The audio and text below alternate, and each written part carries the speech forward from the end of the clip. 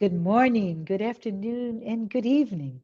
Thank you so much for joining the Spiritist Talk series promoted by the United States Spiritist Federation every Saturday morning at 11 a.m. Eastern Time. Due to power failure in the aftermath of Ian, our guest speaker, Alturi, will not be able to present today. We kindly ask all of you who are here today to send your prayers to those impacted by the hurricane. We will replay Jussara Korngold's lecture about Allan Kardec in celebration of his birthday on Monday.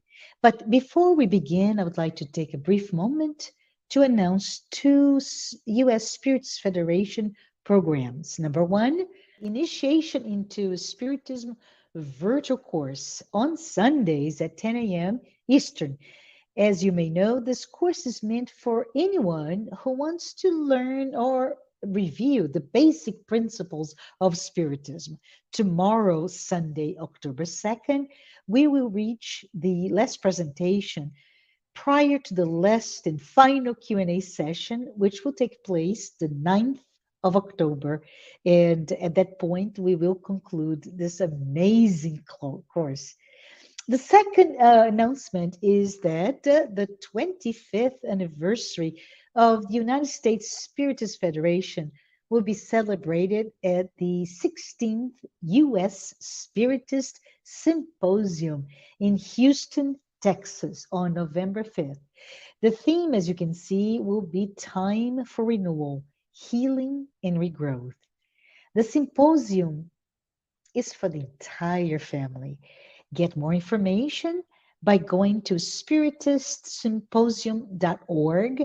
And please note, all the registrations are open, so hurry up and register. One more announcement before we move on to our presentation today. Please note on the screen, there is a QR code. And if you want to help the U.S. Spiritist Federation produce publications and promote Spiritism to anyone, scan the QR code on screen for your donation.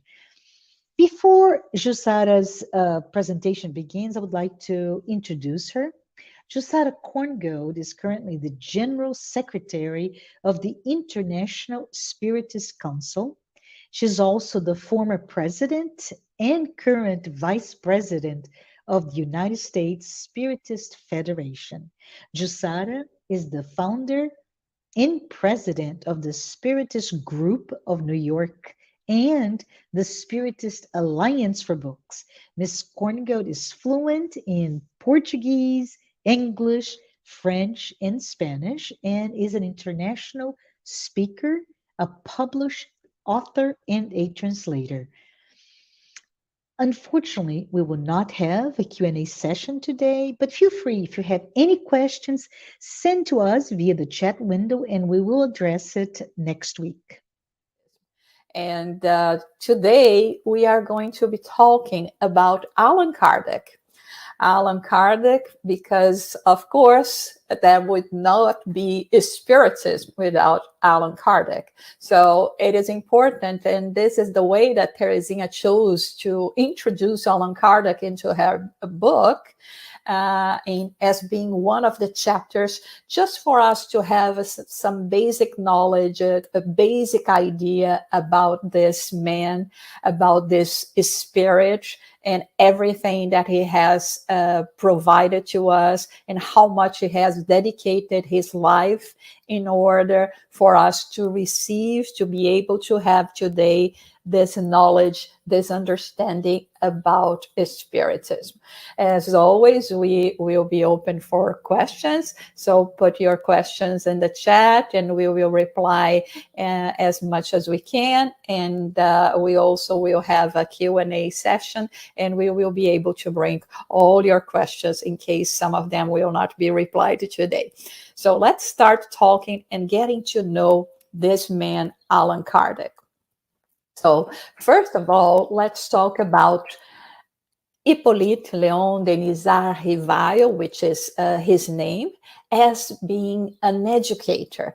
Above all, this is the aspect that we really like to emphasize when we are talking about Allan Kardec, even because when we are studying the works of codification, as we say, the five main books of Spiritism, we see how much his ability as an educator actually came into place as he carefully chose each chapter, the order of each chapter, so to make it more not only palatable to us, but in a way to make a logic sequence of all the teachings in accordance to how it would be better for us to continue with this learning.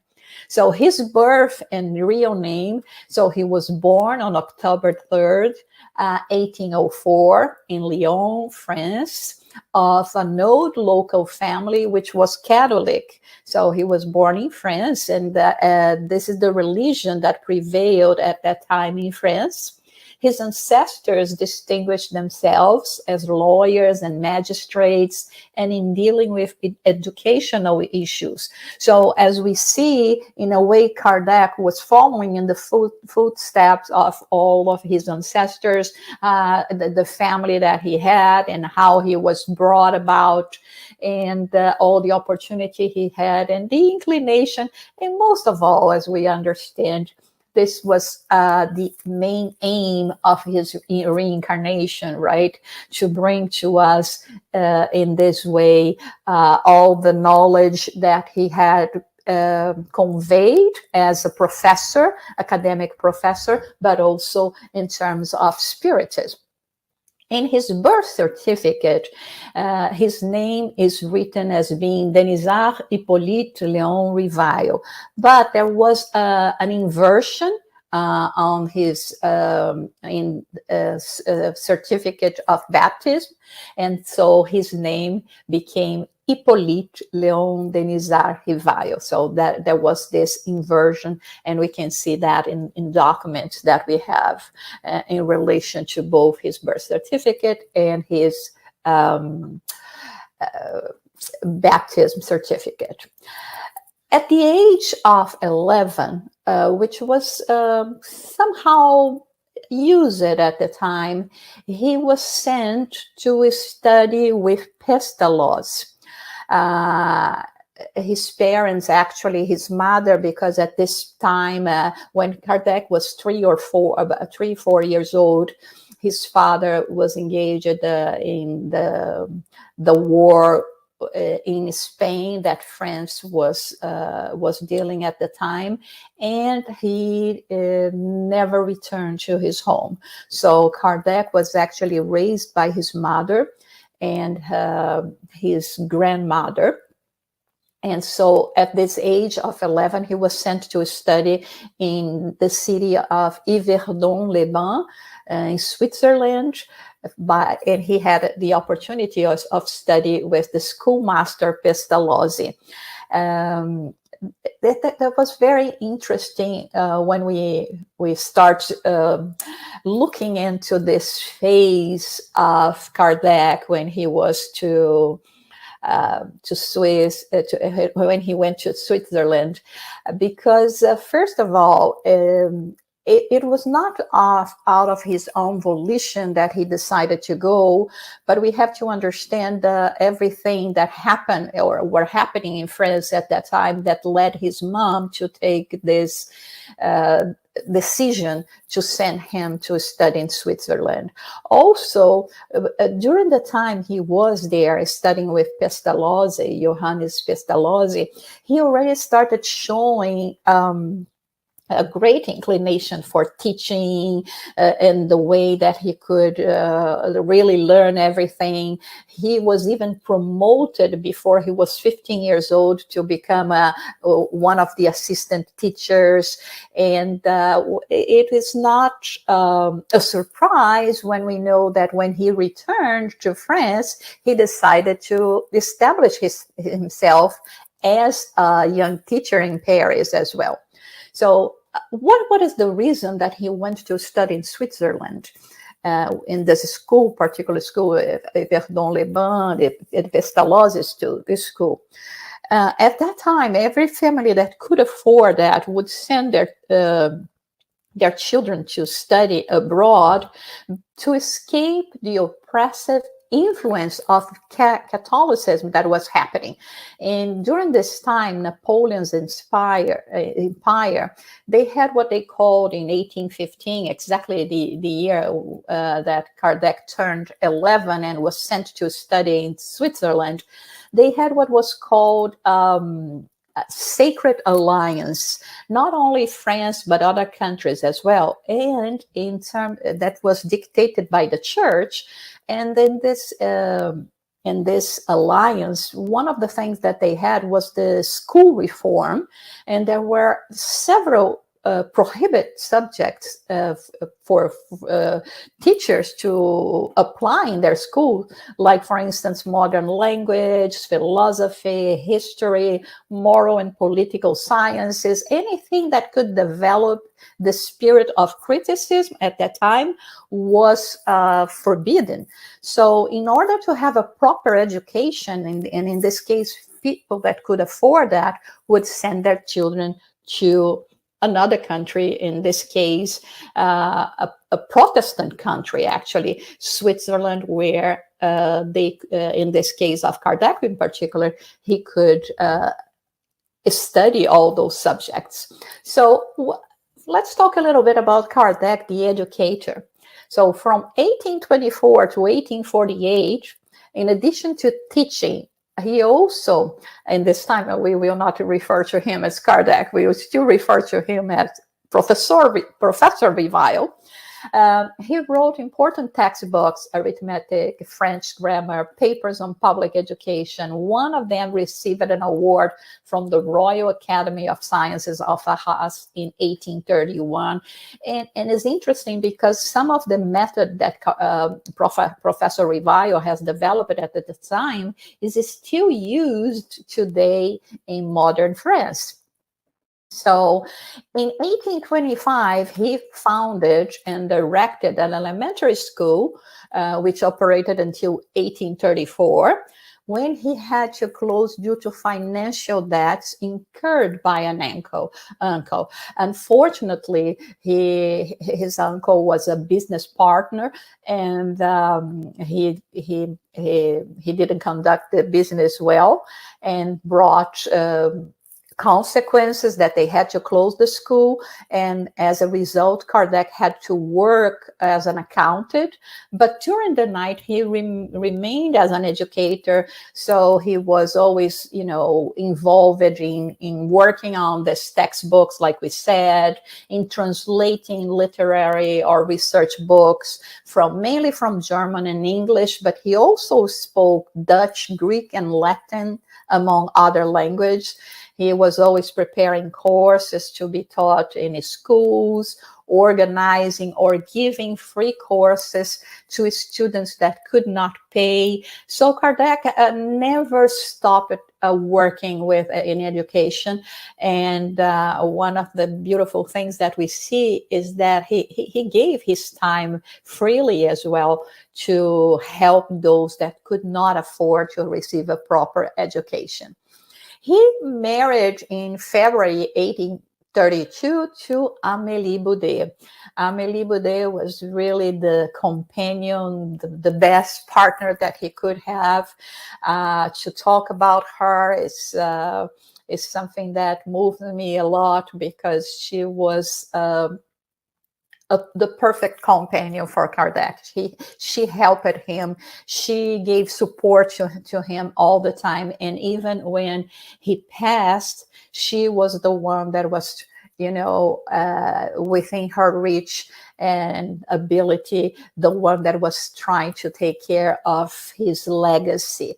And so it was a really very, very good marriage, if we can say that, in the way that they did all of this together. And she was a very, not only understanding, because Kardec would be dedicating his time all the time to come and put together all the works of codification, but also she was an important collaborator in all of that, although we don't talk that much about her. And she was 9 years older than Kardec, and which in a way was, as historian says, and even the way the people mention about it, her maturity as well, and inclination to arts and to education as well, was a great contribution to Kardec. So Amélie's spiritual strength and moral purity were precious allies to Kardec's mission of codifying and disseminating Spiritism. So let's talk now about how Professor Revile became a Spiritist. So that was the time of the turning tables. We have heard about the Fox sisters, all the phenomena that has started taking place here in the US in March 31st, 1848. And how the little girls started to become a sensation in the country, and everything that brought about this possibility of communication through the tables and all sorts of communication. And of course, this phenomena traveled to Europe, and it was introduced in Europe by the Dauphine de Girardin, and through her as well, Victor Hugo, the famous writer, also became in contact with the turning tables, started attending seances of turning tables. And Kardec was also invited to participate in one of the seances. So the turning tables is a gathering around a 3-foot table, people asking questions that at the time they thought the table was replying. But then with Kardec, we could understand that in fact were spirits that were replying with reps. So it became very fashionable in Europe around the 1850s and reached all the salons in Paris. So at this point, Professor Revile was told for the first time in 1854 about the turning tables. It was his friend Fortier that was telling him, it's amazing because, you sit around the table and you ask a question and the table is going to reply. To which Kardec replied, I will only believe it when it's proven to me that a table has a brain with which to think, nerves with which to feel, and the ability to reach a state of somnambulism. So as a man of general culture, Professor Revile had already taken an interest in the studies of magnetism, but it was only after 1855 that his first contact with phenomena, the phenomena of turning tables. So he resisted. He thought that made no sense. But once he heard from a friend that he said he trusted his common sense a lot, so he decided to go. And it was when at the house of Madame Pleine-Maison, he witnessed for the first time the phenomena of the turning tables. And so he started studying the phenomena. So upon finding the phenomena to be true and to have an intelligent cause, he understood that they were the souls of human beings who had once lived on earth. So as opposed to everyone that was thinking that the tables were, replying to questions, Kardec could see that was a way, a tool for the spirits to communicate, that there was an intelligent cause behind all that. So he found out that this communicating spirits also, in terms of, all the research, all the seances that he participated and put together, that the spirits were not all the same. They did not have the same knowledge, the same morality, the same information, the same understanding of things. And all this research and information that Kardec was able to gather at this time was very important to compose this body of knowledge that we called the codification. So he started studying the phenomena. He was giving 50 notebooks of, messages that were gathered in many different places, and he started select them, preparing the questions to be asked in the following seances, all of that, and comparing, giving to different places, to different mediums. And he was able to observe, all this mediumistic phenomena. And he reviewed all of them, and he started, with the help of Amélie, of course, to put everything together. And in this way, we have what is called the body of knowledge that we call the codification, the 5 books of the codification. Here he says that at the beginning he worked with more than 10 mediums, especially Mrs. Baudin and her 2 younger daughters, Caroline and Julie, and also with Miss Jaffé, as we know. So let's talk about now Kardec, the codifier, according to how Teresinha lists in her book, and this chapter in particular. So let's start understanding first what is the origin of this name, Allan Kardec? Because as we said before, up to this time, we would refer to him as Professor Rivail, Hippolyte Léon Denisard Rivail. But now, when he started dedicating himself to Spiritism, or better, to the study of this phenomena, that was still not the name Spiritism. He started working and organizing all this, the publication of the first book, the Spirit's book, and he decided to use this pen name, Allan Kardec, that was revealed to him in one of the seances by a spirit as being one name that he had in a previous incarnation during the Gallic times, when he was a druid, a priest of an ancient Gaul, and a former region of France. So as a druid at that time, he was known as Allan Kardec. So he decided to use this name, this pen name, to distinguish himself from, the published works that he had that came with his professional knowledge, with the name now that he was going to dedicate to this new set of knowledge, new set of values that we call Spiritism. So this is how the Spiritus Pentateuch is started, the series of 5 books. Of course, Kardec, there is at least 32 works that we know of Kardec, but we talk mainly about this 5 book, the Spirit's book, that was released in April 1857, which is the date that officially marks the start of Spiritism as well. Then the Medium's book, the Gospel According to Spiritism, Heaven and Hell, and Genesis. What is interesting is that when he was about to publish the Spirit's book, and here is interesting for us to make a remark, because he didn't want to, he wanted to be clear and to show that the book was not a result of one man. It was not a book written by one man.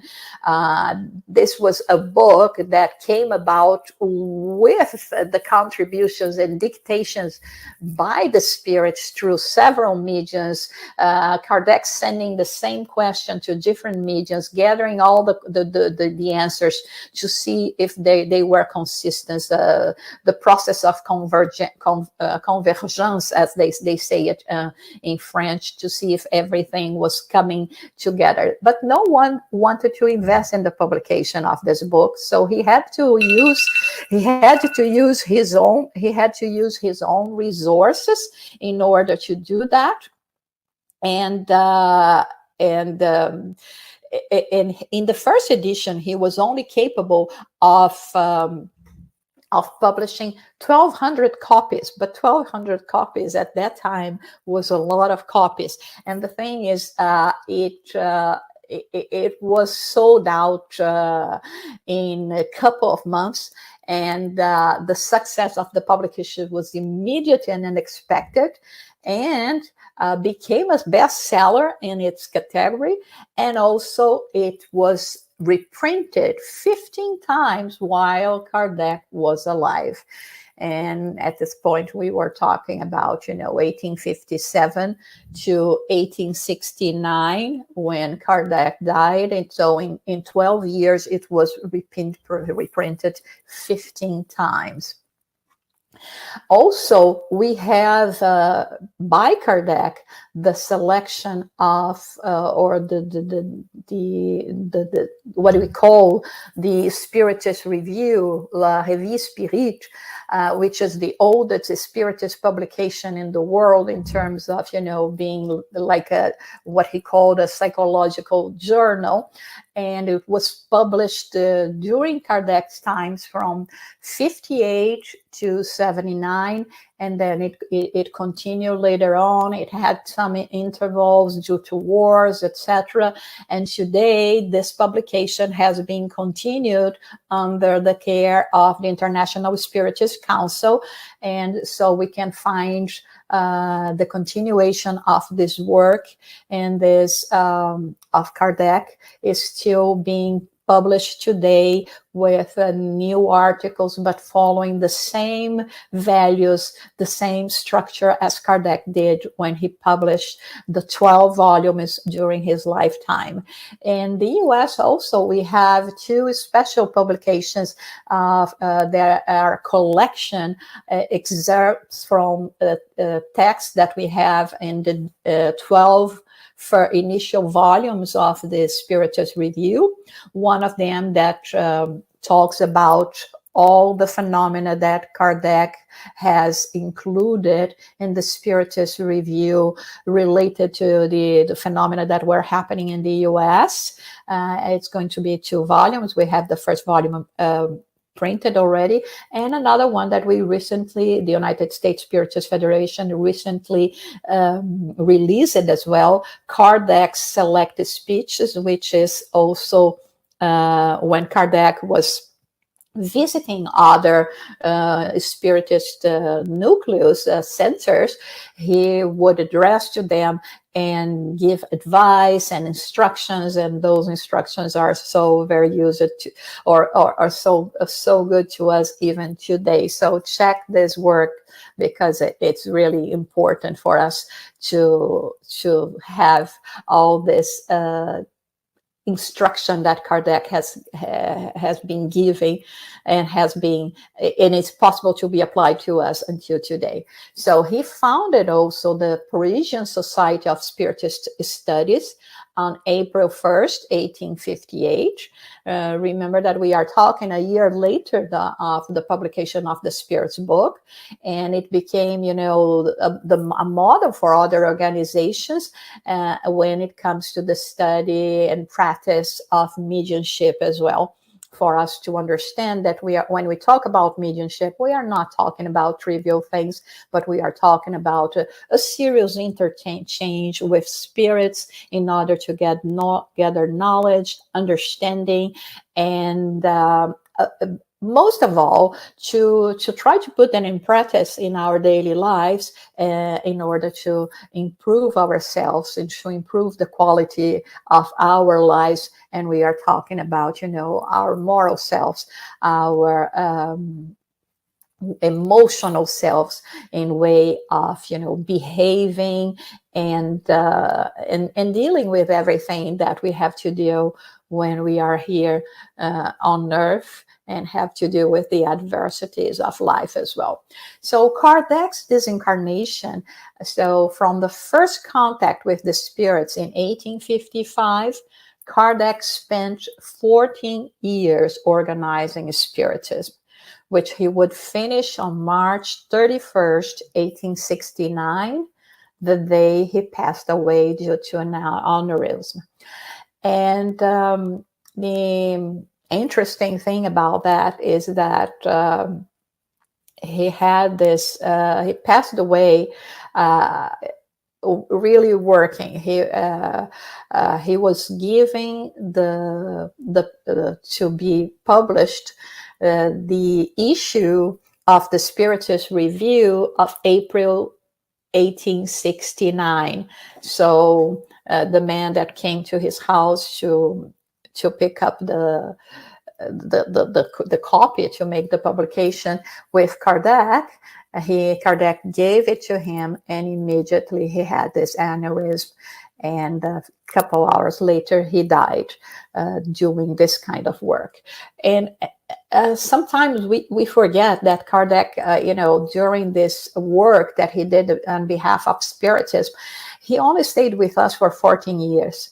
The tremendous amount of work that was done in 14 years is really unbelievable. We are talking about over, 10,000 pages for us to dive into, to study, to all this legacy, not to mention things that were lost and writings that were lost and never published that we unfortunately do not have. So it's a tremendous amount of work, and that's why we are always very, very grateful to Kardec for all of his dedication. And for us to start concluding our topic today, I decided to bring to you some of the phrases that we have from Kardec. This one, it's from the book Voyage Spirito. We have it in English as well. The Spiritist Journey, published by the United States Spiritist Federation, where he says, Spiritism should never be identified to a particular religion, excluding the others. Spiritism is a neutral terrain under which every religious opinion may gather and walk together. This is so important, because even when referring about Spiritism as being a religion, even if we want to refer that as being a religion, we in this case, Kardec was adamant in saying that it was never his idea to exclude the others, that Spiritism should always be in a neutral terrain, that every religious opinion may be together, may walk together. And so this is a very important thing that Kardec was actually addressing. And remember that we were talking at the time that Kardec was in France, there was a lot of oppression in terms of, because of the church, even all these things that led Kardec to be sent to study in Switzerland. And so he made it the point, it's nothing to replace other. It's not here to replace a religion. It's here to walk together, to complement one another, and and above all, for all the spiritists around the world to understand that we have to respect each belief. And as we want ours as well to be respected, but in this case, be true to this idea of Kardec about respecting and doing everything in our power to walk together with each one of them. And another thing that I like very much also from the book, The Spiritist Journey, Voyage Spirit, the most important thing in Spiritism is not mediumistic phenomena, but its principles and its moral consequences. Many times people will say, oh, but everything started with the phenomena. Yeah, it started with the phenomena. It was important at that time to call the attention. The spirits were calling the attention, saying, listen, we are here. There is no death. Life goes on. We continue being, as always, bringing our characteristics with us, our way of feeling, and is still in a process of growing and learning and growing and going through experiences. And of course, this was possible through the interchange that we call mediumship, that is actually a word coined by Kardec. Mediums, mediumship, everything that is related to mediums. It's a word coined by Kardec for the Spiritist Pentateuch, the codification, as we say as well. But here he says, we use this as a way to reach a goal. And what is the goal? To improve our mediumship, to have, all the time calls, so to say, or soul calls with the spirits. No, to learn from their experience, to learn from their successes, to learn from their mistakes, so that we can make our lives better here, and of course in the afterlife as well. So the most important thing is to know that life goes on, is to know that we are going to return as reincarnated spirits, and to try to understand the purpose of life that is going to help us in this way. I would like to emphasize here, for those who have not watched it, that we already had a study that is part of this book, Initiation into Spiritism, that we are developing here in a few months ago, I think, and you can check there, that talks about reincarnation, that talks about spirits as well, and learn even further about all this. So the man Kardec no longer exists, but he is immortal, like we are all, and his memory, his work, and his spirit will always be with those that carry in a firm and elevated manner the flag that he always revered. Thank you, Kardec. And here, for those who would be interested, there is this genealogy of Kardec, Allan Kardec and Amélie Boudet, that we have put together. And you can research or look at it at our website, United States Spiritist Federation. So to learn more about his life, about his family, siblings, and also about Amélie. So with that, I thank you very much for your attention, but let's see now if we have some questions that we still have time to address at this point. Okay, was Kardec a medium? Very interesting question, because when we study about mediumship and we study about the variety of phenomena that we can find under the banner of medium, but there is one of the distinctions that we mentioned when we talk about mediumship, that is when we have more like an intuitive kind of, mediumship, or more of an ostensive kind of mediumship. So from what we know, Kardec was not an ostensive kind of medium, but he was the one that placed it in the medium's book, this statement that everyone is a medium. So if everyone is a medium, Kardec was a medium as well. But Kardec didn't have this kind of ostensive mediumship that would be receiving direct voice communication from spirits, or automatic writing, psychography from spirits as well.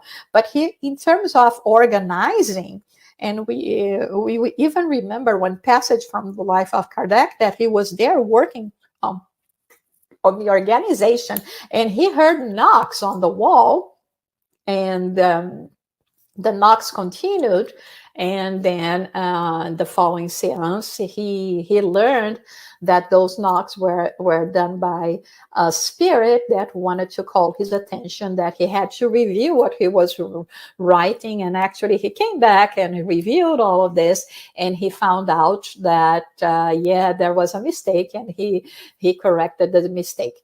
But of course, he was a very intuitive person, and he was in constant contact with the high elevated spirits that work to what we call the mediumship of intuition, which is the most elevated kind of mediumship there is. But again, as a medium of him himself being transmitting the messages, and no, we don't call Kardec a medium in this sense. Is there any other?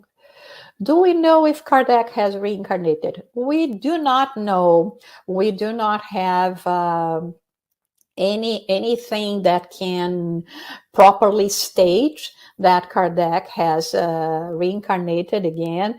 There are some ideas, but nothing that we can say for sure that he has returned to Earth, in reincarnation here after his passing in 1869. Any more questions? Are there post-mortem messages from Kardec? Now, this is very interesting. Yes, there are. Even in the Spiritist Review of 1869, we even have a talk that is called the Communications by the Spirit Allan Kardec, where he comes and he addresses his colleagues, and expressing his gratitude by all the thoughts and the prayers after his passing, and seeing how much they are engaged in continuing all the work that he did, that gave him immense joy, and also giving lots of instructions, and they are very, very important, very useful to us as well, even today. So check the 1869. There are a couple of other messages that happened later, but this is as far as we know in terms of reliable communications by the Spirit Allan Kardec. It is said that Kardec received many letters every week. How could reply to them? That's a very interesting question, because, when we think about how hard it is for us even today to reply to all the emails and messages that we receive every day. And for those who have not had the chance to watch, you can even watch it today.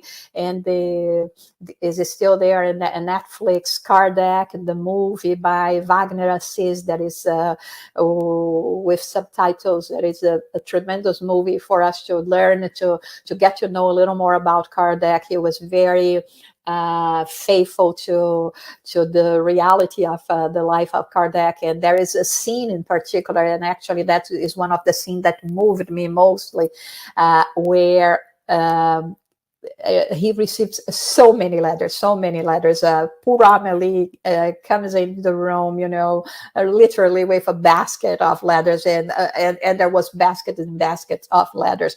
So Kardec even mentions that in the Spiritist Review as well, and which again we emphasize for all of you to start, reading them. I know it's a lot. It's 12 volumes of, about 500, 600 pages each, but this is the cradle of Spiritism.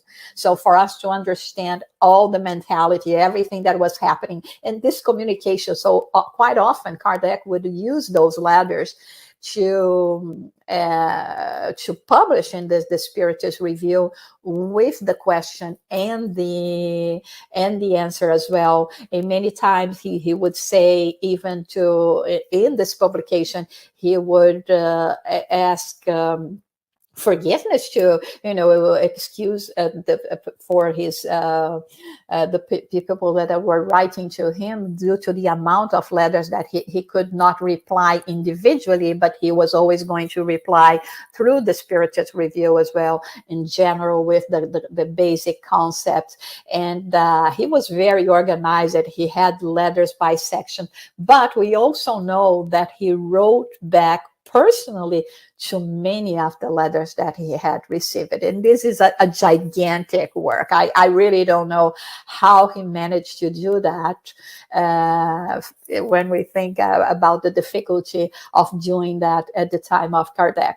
But yes, and many of them we will find in the Spiritist Review, where he will refer to the author, will give the answer, and or sometimes, combining the questions that come that are similar from several people, and put the concept in the Spiritist Review. So that's why when we say about the work of Kardec, it's so amazing when we think about his dedication and everything that he has given to bring about this knowledge, this understanding to us.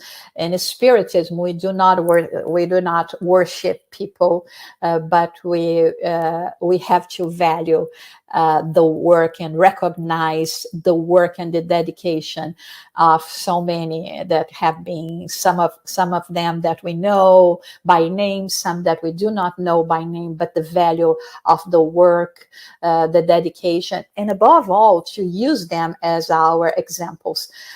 So, like we said, in 14 years, he was capable of doing so much. And hopefully we all will have more than that ahead of us. So it's never too late for us to start also dedicating, not only to gather knowledge, but above all, to spread this knowledge and to make an impact in others' lives. So pay forward and make it sure that the same light that was brought to us through this understanding, knowing that we are immortal, that we are all brothers and sisters, will reach more and more people, and will help them as well in everything that they have to cope with, and the struggles of life, but always keeping the light of hope in their hearts, knowing that God loves us all, and that everything that we're going through at this moment in our lives, it's necessary. It's an important phase that we need for us to grow even more, to learn even more. So thank you, Kardec. Thank you, all the spirits that were involved in this work of communication, above all, the Spirit of Truth. And thank you, everyone, for being with us and continuing with this study of this. Thanks, everyone who watched today's talk. As you can see, we had a very special event today with Jussara Korngold speaking about Allan Kardec.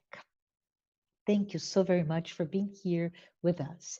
Next Saturday, Danielle Ortiz Martins will be our guest speaker. Daniel will be discussing to love your enemies is to love yourself.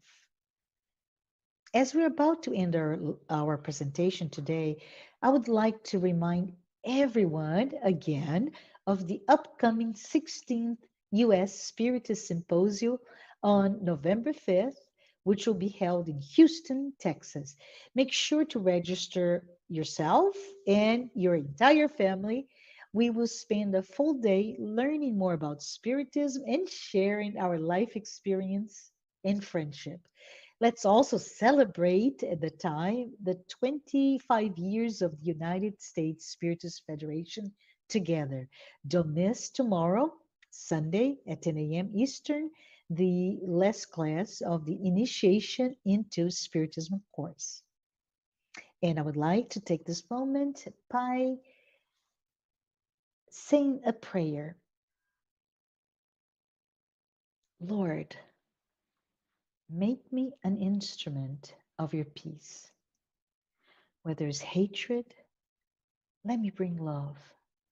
Where there's offense, let me bring pardon. Where there is discord, let me bring union. Where there's error, let me bring truth. Where there's doubt, let me bring faith. Where there is despair, let me bring hope. Where there's darkness, let me bring light. Where there is sadness, let me bring joy. O Master, let me not seek as much to be consoled as to console, to be understood as to understand, to be loved as to love. For it is in giving that one receives. It is in self-forgetting that one finds. It is in pardoning that one is pardoned. And it is in dying that one is raised to eternal life. So be it. Thank you. Have a wonderful weekend.